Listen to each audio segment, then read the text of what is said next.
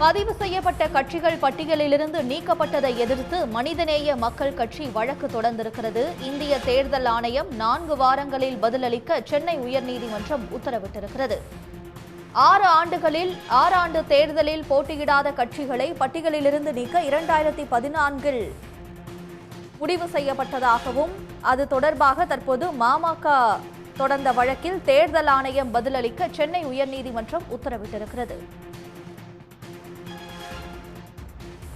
பதிவு செய்யப்பட்ட கட்சிகள் பட்டியலிலிருந்து நீக்கப்பட்டதை எதிர்த்து மனிதநேய மக்கள் கட்சி வழக்கு தொடர்ந்திருக்கிறது.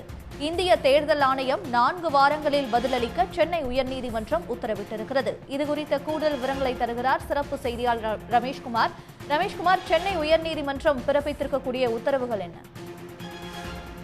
இந்தியா முழுவதும் இருக்கக்கூடிய இந்த அரசியல் கட்சிகள்ல 6 ஆண்டுகளாக எந்த தேர்தலிலும் போட்டியிடவில்லை கூறிதான் கிட்டத்தட்ட 474 கட்சிகளை அந்த பதிவு செய்யப்பட்ட அரசியல் கட்சிகள் பட்டியலிருந்து நீக்கி கடந்த செப்டம்பர் 19ஆம் தேதி ஒரு தேர்தல் ஆணையம் ஒரு அதிரடி அறிவிப்பை பிறப்பித்திருந்தது.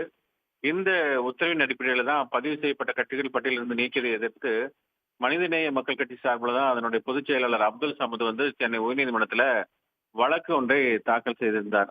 அந்த வழக்கில் என்ன தெரிவித்திருந்தார் என்றால், கடந்த 2009ஆம் ஆண்டு முதல் 2022ஆம் ஆண்டு வரை பல்வேறு தேர்தல்களில் போட்டியிட்டுள்ளதாகவும் அதனை கருத்தில் கொள்ளாமலேயே தேர்தல் ஆணையம் ஒரு தன்னிச்சையாக ஒரு உத்தரவை பிறப்பித்துள்ளதாகவும் அதற்கு தடை விதிக்க வேண்டும் என்றும் அந்த உத்தரவை ரத்து செய்து பதிவு செய்யப்பட்ட கட்சிகள் பட்டியலில் இந்த கட்சி நீட்டிக்க உத்தரவிட வேண்டும் என்று அந்த மனுவில் ஒரு கோரிக்கையாக வைக்கப்பட்டிருந்தது.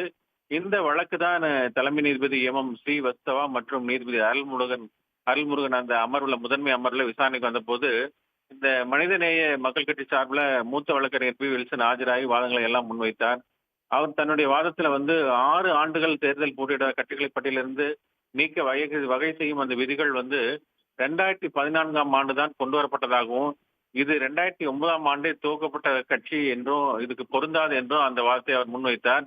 விதிகளின்படி தேர்தல் ஆணையர் தான் உத்தரவு பிறப்பிக்க முடியுமே தவிர செயலாளர் இந்த உத்தரவை பிறப்பிக்க முடியாது என்ற வாதத்தை முன்வைத்தார். இதையடுத்து இந்த வழக்கிற்கு தேர்தல் ஆணையம் தரப்புல பதில் மனு அவர்கள் என்ன தெரிவிக்கிறார்கள், அவர்கள் பதில் என்ன தெரிவிக்கிறார்கள் என்று கேட்கப்பட வேண்டும் என்று தலைமை நீதிபதி அமர்வு கருதி அவர்கள் பதிலளிக்க வேண்டும் என்று கூறி இந்திய தேர்தல் ஆணையத்துக்கு உத்தரவிட்டு வழக்கு விசாரணை 4 வாரத்துக்கு ஒத்திவைத்திருக்கிறார்கள். விவரங்களுக்கு நன்றி ரமேஷ்குமார்.